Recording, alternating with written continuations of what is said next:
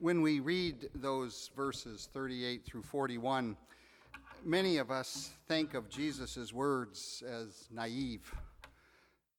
We hear them as an invitation to become a doormat. We hear them as letting bullies get away with their actions. And that last bit about giving to everyone who begs from you, just try that on any city street like in Seattle, and by the end of it, you'll be bankrupt. Certainly, you won't have any more money left. We think these verses are just kind of flowery language from good old peace-loving Jesus. Nothing to do with our life today, and so we blow them off. These words, like most of the words in the Beatitudes and the Sermon on the Mount, strike us as great ideals that don't fit our life. Today's sermon is to encourage you to take a second look at scriptures that you can gloss over real quickly. There was a reason that Jesus was a threat to the law and order of his community. I don't think Jesus was naive or idealistic. I think he was brutally realistic. But he was coming from a different way of seeing reality. That's why the Beatitudes and the Sermon on the Mount strike us as ineffective and useless. We hear the teachings of Jesus from within our world of good heart, but we don't know how to connect. But Jesus lived within a deeply impoverished, hopeless society of depressed, downcast hearts. Imagine in your mind what it must feel like to live in the intense poverty of Iraq or Afghanistan or Yemen or Mexico. What's a normal life among normal folks in those devastated nations? If you can imagine it, you are much closer to Jesus' context than we are here in King County. You're much closer to understanding that when Jesus speaks of peacemaking, he is not speaking as an idealist, but a realist who knows that peace is impossible without a sense of dignity and self-respect. It was the Hebrew scriptures that formed the spiritual consciousness of Jesus. Throughout the Hebrew scriptures, the word peace, shalom, carried within it deep and layered meanings. Shalom wasn't just about the absence of war. Rather, biblical peace was about health, a sense of robustness, vitality, wholeness. To be a peacemaker was to contribute to the common health, the communal good of all. Biblical peace was experienced when everyone's belly was full of food and everyone had a roof over their head, and when the whole community could relax and celebrate public feasts, when the land itself enjoyed rest. That's shalom. Biblical peace was experienced when people were able to study Torah, God's instruction for society based on justice and mercy. And the peace was manifested when the culture was rooted and grounded in this wisdom, when folks looked out for their neighbors and practiced hospitality towards strangers and shared generously with their assets. And they thought in terms of us, not me, myself, and I. Biblical peace, in short, was all about a way of life, one's actions and attitudes, when commonwealth had priority over segregated wealth. Jesus says that those who make peace are children of God. But in our society, is that realistic? Can it even be done within capitalism? Within the American way of life, within individualism? Is it even possible? Or are they just high ideals? Or maybe just good for Sunday morning in church? Peacemakers, folks like Gandhi and King, are always involved in conflict. Peacemakers are always outside in the storm. Peace is not made through great thoughts and high ideals. It is made only through risk and sacrifice. It involves entering the fray. It chooses sides. It says yes. It says no. And hardest of all, peace is only made when the enemy is known and named, and yet whose welfare is still important to secure. The enemy's welfare is important to secure. Right after these verses is when Jesus says, love your enemies. Peacemakers are children of God not because they resolve conflict, but because they transform the conflicted. So prepare yourself as we look at these verses from the Sermon on the Mount. This might not be the Jesus you were taught. So beginning with verse 38, you have heard that it was said, an eye for an eye and a tooth for a tooth. Jesus is quoting from the Torah, from Leviticus, and that teaching was one of mercy. When someone punched your front tooth out, the injunction was given so that you didn't retaliate by knocking out the person's whole mouth and the mouths of the children and the children's children. It was to set a limit. It was a text of mercy. It tried to bring peace to a conflicted situation. But Jesus took it to a deeper level. Do not resist an evildoer. If anyone hits you on the right cheek, turn the other cheek also. Leviticus taught us to limit our retaliation. Jesus taught us not to even seek vengeance. Wow. We have to remember that Jesus himself did not live in safe times. Roman occupation was brutal. Indeed, Jesus was martyred by it. Rome had no scruples crushing any form of dissent. Torture, disappearance, crucifixions were common, and they were just a few of Rome's strongman tactics that maintained a severe law and order. So if a landowner or a government official or a rich man, or most certainly your master, and there were lots of slaves in those days, slaps you on the right cheek, turn the other also. You get slapped, take it. You put your tail between your legs and walk away. Common sense, doormat theology. Historically, this is one of the biblical texts that have been used to keep people in their place. It's been used against the poor, against women, against slaves and migrant laborers and union organizers. It's been used as a way to say that you just have to take it. Your only option is to submit to the master. But why the emphasis on the right cheek? Why not any cheek? What's that doing in there? Why qualify it with the word right? So come with me a little bit. A punch on the right cheek or an open-handed slap in that right-handed society would land on the left cheek. Does everyone get that? If I'm throwing with my right, you're going to get hit on your left. To hit the right cheek would require one to punch with the left hand. Joe Frazier, Muhammad Ali, boom.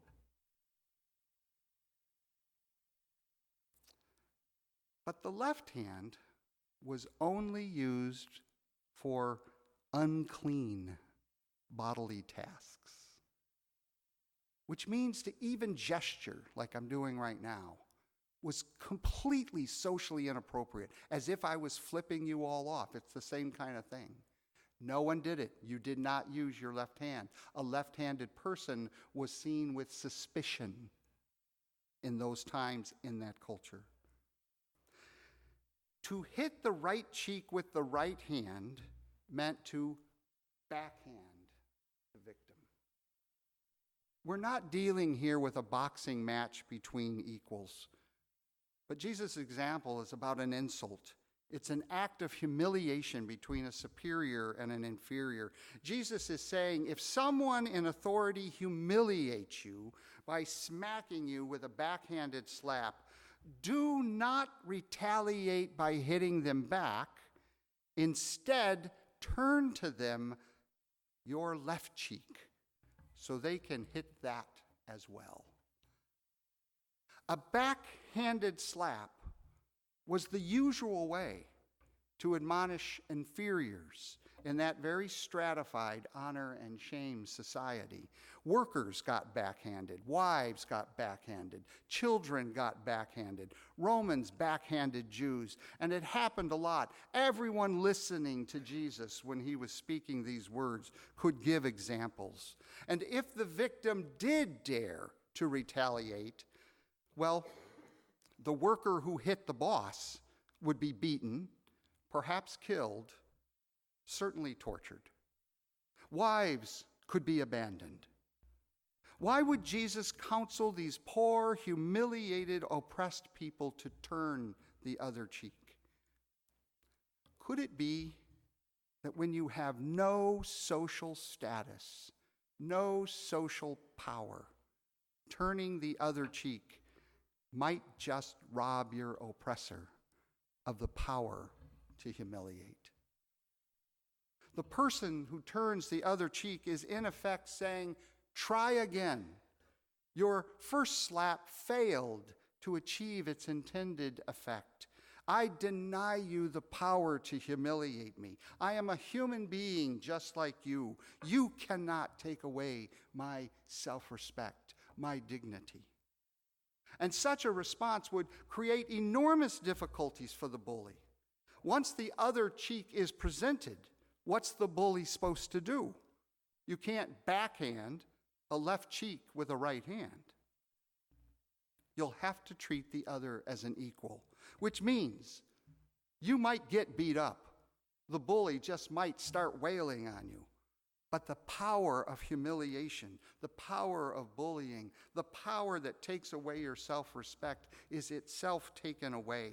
The oppressed, the victim, has stood up for herself. The whole game of domination and intimidation has been exposed for all to see. Fear is defeated. Gandhi once said, the first principle of nonviolence is non-cooperation with everything humiliating. So black folk in the 50s and the 60s marched into cafes. They sat down at the counter even though they had sugar poured on their heads and milk poured on their heads, and even though they got hauled out and beaten and arrested. But the sin of white supremacy got exposed for the evil that it is.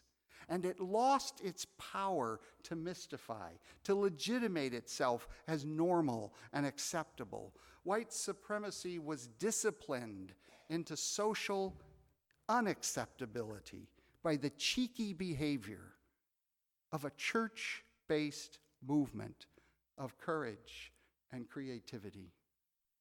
Jesus' peacemaking wasn't teaching passivity. He was teaching practical public realism for those without social status or power in an unjust society. Peacemaking requires courage and a solid backbone, and we could use more cheeky church-based behavior now that white supremacy has raised its head publicly yet again. And I encourage us, particularly, to pay attention to Black Lives Matter, which is showing us the way to resist. In verse 40, Jesus teaches us that if someone sues you and takes your coat, the text says shirt and coat. Another text says coat and cloak. Make the translations, please. If someone sues you and takes your coat, give them your cloak as well.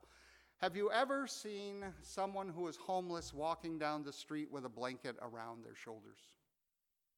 That's the cloak that we're talking about. We are talking about extreme poverty. The scene taking place is inside a bankruptcy court. Only the poorest would have nothing but their coat to be sued for, or as the text says, the shirt to be sued for. The debtor can't pay off the loan. Whenever I read this text, I think of students with their student loans that are just saddling. Our kids are leaving school with $100,000 in debt. How do you work your way out of that? The creditor has summoned the poor person into court, in this case, the poor man into court. With nothing to give, nothing for collateral, the court orders the debtor to give up his coat. That would be like taking one of our car campers to court. She has nothing, but the court orders her to give up her car, her only protection against the elements. Jesus is teaching that when the economic system is such that people can be reduced to nothing, no health care, no job, no shelter, no community of care, such a system is a culture of cruelty. Giving up the cloak is in effect to stand naked before the court. Jesus is offering a strategy that allows the humiliated to humiliate the entire system, to expose it for what it is. The creditor is exposed not as a respectable business person who just wants the law to be obeyed, but as a willing part of a predator system that reduces people to landlessness and joblessness and destitution and abasement. All in the name of what? The market? As if the market is God? The only thing the market knows is the price of lunch. It is not the value system that can hold a society together. A couple of years ago, in the aftermath of the market's collapse throughout America, the Occupy movement arose. And its rather hippie-ish countercultural street theater approach was, I think, an embodiment of what Jesus is talking about in this story. The Occupy movement was our kids stripped of their future. To be a peacemaker is illustrated in verse 40 with the wisdom strategy that we, like the utterly exposed naked debtor, create imaginative street theater that reveals the economic system for what it is. And this strategy pops up every now and then right here in King County. A couple of years back, you'll remember when thousands rushed to SeaTac Airport to protest the immigration policy that would ban certain Muslim persons from entering the country. Remember that? Thousands flocked there. Lawyers by the hundreds gave of their time to defend folks. Or again, about a year after that, thousands of us showed up at the immigration center to protest the government separating children from their families. The point here is that even when you lose, even when the system overwhelms you, Jesus' strategy is to create a sense of agency, not passivity. Even when the poor one has nothing, she still has the capacity to respond, to act, to resist. One of my favorites was when a mayor ordered the homeless camps to be swept and taken apart, even though knowingly that there weren't enough shelter beds for the homeless. And the poor responded by organizing and camping out in front of the mayor's house. Housed folks and Christians, in solidarity with them, made such actions responsible and successful. This is what Jesus is talking about. How to restore self-respect and dignity and a sense of agency in a situation of absolute powerlessness where you cannot change the system. As a third example, in verse 41, if anyone forces you to go 1 mile, go also the 2nd mile. It was legal for a Roman soldier, remember, we're talking about an occupied country, for a Roman soldier to force random persons to carry their 50-pound backpacks. But only for a mile. Even brutal Rome knew that there were limits to humiliation. Jesus was teaching the victim to resist this humiliation by taking control of the situation. If a Roman soldier just randomly picks you out of the crowd and forces you to carry the backpack for a mile, don't put it down at mile marker 1. Keep carrying it. If the soldier's commander sees a civilian lugging that past a 1 mile point, the soldier could be punished. So here we are at mile marker 1 in a ridiculous scene where the soldier is trying to get his pack back from a willing Jewish lackey who keeps carrying it, saying perhaps, "Oh, no, no, no, that's fine. Anything to make your load lighter, sir." And others are noticing. Soon the soldier is literally ripping the pack off the lackey, who keeps insisting that all he wants to do is to be helpful. What Jesus is teaching is that we are never to play the victim. We always have agency. We always have the capacity to non-violently resist those who seek to do us harm. But it will take imagination and courage and creativity. So was Jesus naive? The truth is that Jesus' time was not much different than ours. Jesus knew the horrors of war and rape and brutality and torture and poverty and hopelessness and despair. It was all around him every day. He grew up in it. Jesus lived in times of terror when rivers of blood flooded the nations and mountains of justice seemed a little bit too high to climb. He lived in times of tremendous economic disparity, actually lived in times of worse disparity than ours. But he never gave in to apathy or despair. He realized that system change starts with personal change, and that great achievements always start through small, determined micro successes. Jesus taught an entirely different foundation for justice and peace, a refusal to seek vengeance, a refusal to capitulate and simply accept one's oppression, a refusal to play the victim, a refusal to be defeated. Jesus taught us that peacemaking requires the cheeky behavior of courageously claiming your dignity as a child of God. And it requires the imaginative creativity of solidarity with those who have become targets of oppression. And it requires a steady commitment to nonviolent resistance, a refusal to let fear turn your life into passive submission. Nothing we can do. Which is perhaps why throughout most of church history, the Sermon on the Mount and these Beatitudes have not been at the center of training Christians. It has not been at the center of your training as a Christian. Maybe we'd rather these stay ideals and not practical strategy tips of God's kingdom come on earth as in heaven. Maybe it's easier to talk about peaceful Jesus than it is actually to become the peacemaker of Jesus' peace. But it is also why you're here. It's why we gather every week. We gather to remember the stories of our ancestor Jesus, to remember the cloud of witnesses who have followed his example and walked in his spirit.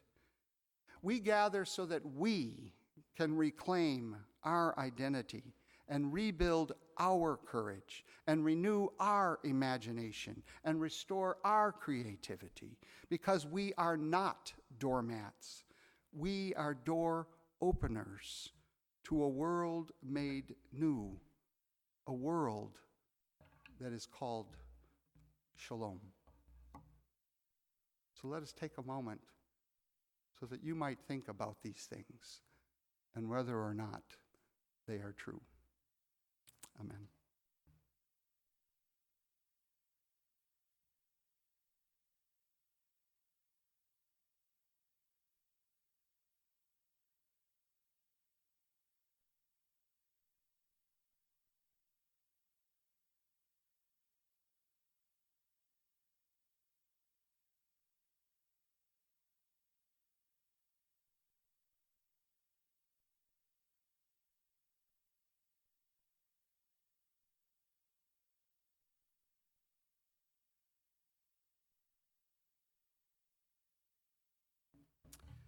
The hymn is